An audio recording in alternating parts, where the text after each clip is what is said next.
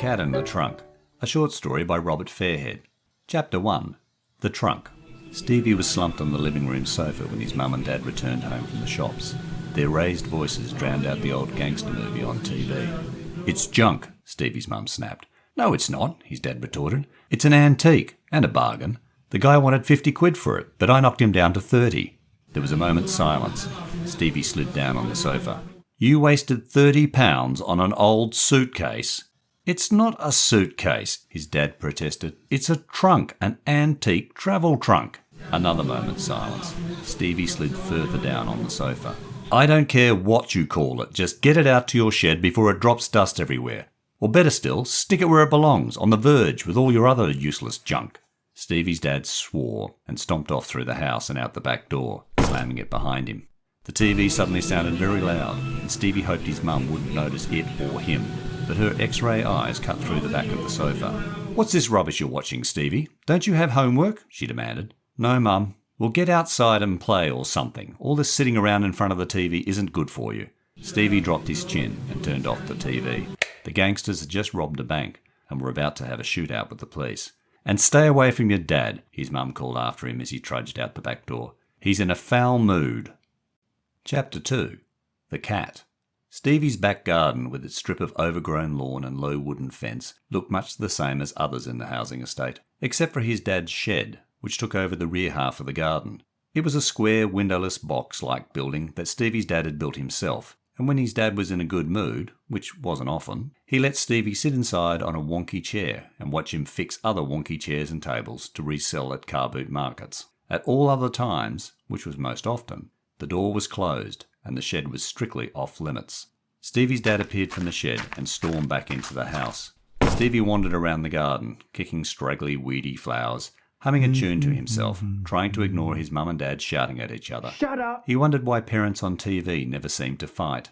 As Stevie neared the shed, he noticed his dad had left the door ajar, and then Stevie heard a clunk and a meow from within the shed. He glanced towards the house. His mum and dad were arguing in the kitchen, but he couldn't see them, which meant they couldn't see him. Stevie decided it was safe to risk a quick peek inside the shed. "Puss Puss, here Puss Puss," he called, hoping to coax the stray cat outside before his dad returned, and caught them both in the shed. There was another meow, but the cat did not appear. Stevie swallowed his fear and slipped into the shed. Against the far wall, surrounded by stacks of broken-legged chairs and tables awaiting repair, was the source of his parents' latest argument, the old travel trunk. Intrigued, Stevie approached the trunk. It was coated in dust. He wiped a patch clean and saw a collection of stickers from all over the world, with names of strange places and pictures of tall buildings, bridges, canyons, and meow. The cat was in the trunk. Stevie eased open the lock and lifted the lid. A pair of green eyes set in a smudgy face gleamed back at him. "Meow," said the cat. Stevie held out his hand. The cat leaned forward to reveal a rusty-coloured coat with white socks. It sniffed nervously, then wiped its whiskers back and forth against his outstretched fingers, and purred. Stevie smiled. His smile vanished when the back door opened and slammed shut. The cat jumped from the travel trunk and disappeared under a table. Stevie heard his dad's heavy footsteps pounding down the garden path, and fear coursed through him. He had to hide before his dad caught him in the shed, and so Stevie followed the cat's example and hopped into the trunk, lowering the lid just as his dad creaked open the shed door. It was dark inside the trunk, and musty. Dust tickled his nose, and Stevie had to rub it to stop from sneezing. His heart thumped so loudly he was sure his dad would hear him. Outside, Stevie heard muffled sounds as his dad cursed and threw tools about the shed. Inside the trunk, it was hot and hard to breathe. Stevie was suddenly thirsty too. He licked his lips and hoped his dad would soon return to the house. And then Stevie sneezed. Twice. Chapter 3. The Gangsters. Stevie held his breath. Everything went quiet, except for his heart, which was thumping even harder, threatening to burst from his chest. There was a click, and the lid of the travel trunk lifted open. Stevie clenched his eyes shut against the sudden bright light, and braced himself for his dad's anger at finding him in the shed. "Hey, Daphne, look what we got here." Stevie opened his eyes and blinked. A man with a thin black moustache and a cigarette dangling from his bottom lip, and a woman with thick makeup and curly blonde hair peered down at him. Both looked as surprised to see Stevie as he was to see them. "A spy, Jerry?" the woman suggested with a high-pitched laugh. "Ha ha!" "What's your name, kid?" the man asked as he reached down and pulled Stevie roughly from the trunk and pushed him onto a bed. Stevie sat up and looked around him. The shed was gone, and he was now in a small room with a double bed and a dressing table, and a window through which he could hear cars tooting their horns. "Didn't your ma learn you no manners, honey?" the woman asked, sitting down on the bed beside Stevie, prodding him gently in the ribs. "Now, my name's Daphne, and this gentleman here is Jerry. So what's your name, kid?" Stevie swallowed. St, the man Jerry asked gruffly. "What sort of a stupid name is St? "Oh, take it easy, Jerry," the woman Daphne said, smiling at Stevie. "He's just scared." "Scared? I'll give him scared," Jerry retorted, shaking Stevie by the arm. "Now, what's your name, kid? Who sent you? Al? Bugsy? The feds?" Stevie looked from Daphne, smiling grimly, shaking her head, to Jerry, cigarette still dangling from his lip, face blotched red with anger. "Answer me!" Stevie started to cry. "My name is Stevie. No one sent me. I climbed into a travel trunk. I heard a cat and I—" "You heard a what?" Jerry asked, tossing his cigarette out the window. "A cat. It was rusty-coloured with white feet and a smudged face and green eyes and it—" "Where'd you hear the pussycat, Stevie?" Daphne asked, stroking his head. Stevie turned and pointed. "In the trunk." Jerry walked back to the travel trunk. The lid was still open. He lifted one end of it and kicked the bottom. "I don't see no cats, Stevie." "It jumped out when my dad slammed the back door," Stevie explained. Jerry dropped the trunk. He put another cigarette in his mouth, lit it, and drew a deep breath. "You want to pass that by me again?" he asked, exhaling a plume of smoke that drifted across the room and set Stevie gagging and coughing. Daphne handed him a small white hanky. Stevie finished coughing into it, wiped tears from his eyes, and blew his nose. "My mum and dad were arguing in the house, and dad slammed the back door on his way back to the shed, and that scared the cat, and it jumped out of the trunk and hid under—" "Shut up, kid!" Jerry shouted, his face even redder than before, reminding Stevie of his dad when he was angry. "I don't want no more of your baloney. I want that cat. Now where is it?" Stevie swallowed. "I told you, it jumped out of the trunk and—" Jerry tossed his second cigarette out of the window and straight across to the bed, the back of his hand raised. Stevie turned and buried his face into the mattress. "Don't, Jerry!" Daphne screamed, throwing herself in front of Stevie. "He's just a kid!" Stevie looked up past Daphne. Jerry was standing at the side of the bed, glaring down at him. "You going soft on me, Daphne?" Daphne wrapped her arms around Jerry, pulling him gently away from the bed. "Course not, honey," she cooed, kissing him on the cheek. "It's just that he looks the same age as my kid brother. Let me have some time alone with him. You know, big sis talk time." Jerry took a deep breath and turned to straighten his tie in the dressing table mirror. "Okay, Daphne, you got 10 minutes to make Stevie here see sense and talk." Jerry slipped on a jacket from behind the door and grabbed the narrow-brimmed hat. He unlocked and opened the door and turned to face Stevie, sitting on the bed. "Otherwise you'll be seeing stars, kid. You capiche?" Stevie gulped and nodded. Daphne kissed Jerry on the cheek again and locked the door behind him when he left the room. Chapter 4. The Threat. "You shouldn't upset Jerry," Daphne warned Stevie as she walked over to the dressing table. "He's a nice guy, but he's got a mean temper. Do you want a drink? We ain't got no soda, but I got a jug of water here. My old ma told me drinking water's good for you." Stevie nodded and watched Daphne pour 2 glasses from a jug. "Do you like gum?" she asked, handing him a glass of water. "I dated a dentist once who told me it's good for your teeth." Stevie shook his head and gulped down his water. "Suit yourself." Daphne sat on the bed beside Stevie and lit a cigarette. "Do you smoke, honey?" Stevie shook his head again. "Wise kid. It's not good for you. I started when I was your age. Used to be a dancer. Thought I'd make the big time. Now I get winded walking up the stairs." Daphne laughed and descended into a coughing fit. She stubbed out the cigarette and sipped of water to settle the coughing. Stevie handed back the hanky, and Daphne also wiped her eyes and blew her nose. "Now," she said, patting Stevie on the leg, "how about you tell me what happened to the cat? You see, it's going to cause you big trouble. Jerry, he put the cat in that trunk this morning," Daphne explained, pointing to it across the room. "This afternoon, the cat's gone, and you're in there. So, tell your big sister the truth. Where's the cat?" Stevie was confused. "Why did Jerry put the cat in the trunk? Is it sick? Were you taking it to a vet?" Daphne stood up and lit another cigarette. She paced a small circle around the room and sat down again on the bed. "Look, honey, in a few minutes Jerry's coming back into the room expecting to see the cat. If it's not here, then he's not going to be very happy. Capiche?" Stevie was still confused. "Is the cat his pet?" "Pet?" Daphne choked on a cigarette smoke again. Oh, honey, don't make me laugh. The only pet Jerry's ever had was a rat and the slammer. So whose cat is it? Stevie asked. Don't you read the papers, kid? It's the Vandergelds' cat.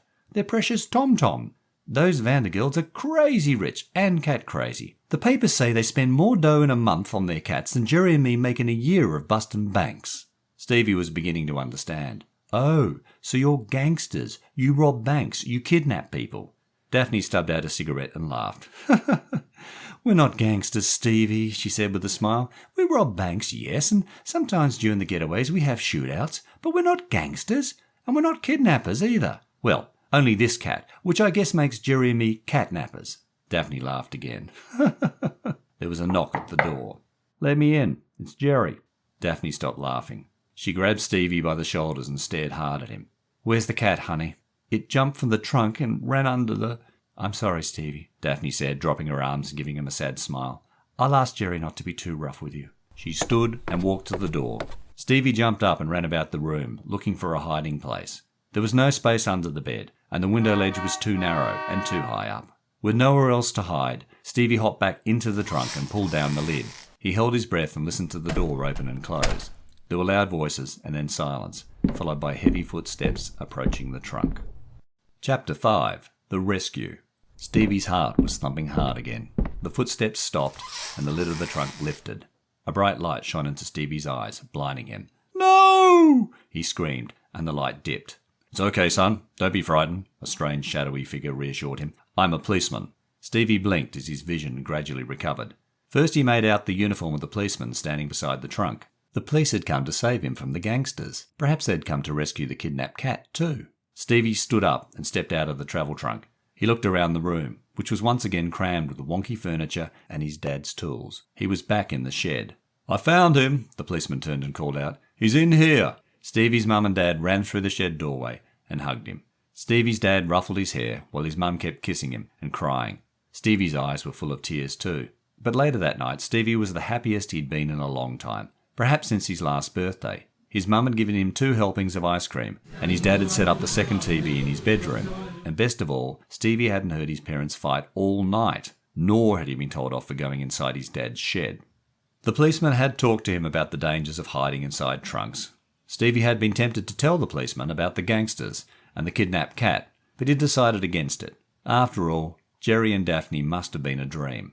A knock at the door interrupted Stevie's thoughts. His parents entered the room. Are you feeling better, love? His mum asked. Stevie nodded, hoping she would offer him a 3rd helping of ice cream. We got a surprise for you, son, his dad announced, lifting something out of a cardboard box. Look what I found lurking in the shed, he said, holding out a rusty-coloured cat with white socks, a smudgy face, and green eyes. Meow, said the cat. Tom-Tom, Stevie exclaimed in joyful recognition. The cat purred and rubbed its whiskers against his outstretched hand. Looks like you chose the right name for him, love, Stevie's mum commented. Of course, we can't keep it until we've checked to see if anyone's reported him lost, his dad warned him. He looks a fine, healthy cat, so it probably comes from a good home. But if no one claims him, I guess we can keep the cat. Stevie smiled and stroked Tom-Tom's head. The cat purred louder and nestled on the bed against him. Well, we'd better all get some sleep now, his mum said, tucking in Stevie's blankets. You won't forget what the policeman told you about hiding and curiosity killing the cat, will you, love? Stevie shook his head. His parents kissed him goodnight, even his dad, and left the bedroom, turning off the TV and light. Tom-Tom's eyes gleamed in the dark, and Stevie smiled, feeling the cat's body purring beside him. He thought about what the policeman had told him. As Stevie saw it, this was one time where curiosity saved the cat, in more ways than one. And the cat in the trunk, Tom-Tom, heard in agreement.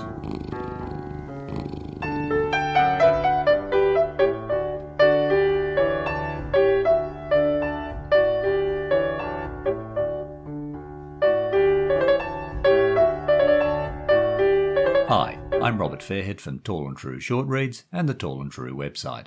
I wrote The Cat in the Trunk for a writing competition in England in the early 1990s. The story had to be 2,000 to 3,000 words long and based on the theme Curiosity Saved the Cat. I was, and remain, fascinated by the possibilities of space-time travel, whether it be real-world, hypothetical, or the stuff of dreams. Looking at my original notes, I borrowed the old travel trunk from another plot idea. In that one, the boy was transported to different places by polishing its exotic stickers. He cleaned the dust off a Sphinx sticker, hopped in the trunk, and ended up in Cairo. For The Cat in the Trunk, I added Stevie's arguing parents, the gangsters, and of course the curious cat. And though I left the dusty stickers on the trunk, they no longer set the travel destination. Did Stevie dream about Jerry and Daphne after watching the old movie on TV? Or did he travel inside the trunk to the gangsters' hotel room in the same way as Tom Tom had escaped to the shed? I'll leave that to your imagination. I hope you enjoyed The Cat in the Trunk as much as Stevie enjoyed finding Tom Tom in it. Please subscribe and rate and review the podcast via your favourite listening app. And don't forget to tell your family and friends about Tall and True Short Reads and the Tall and True website. The next episode of Tall and True Short Reads, A Jittery Journey, will be in your podcast feed shortly. In the meantime, check your feed to make sure you haven't missed any of the earlier episodes. 5 Meet on Zoom, a moving sculpture, Too Late Lenny, and a song on the radio.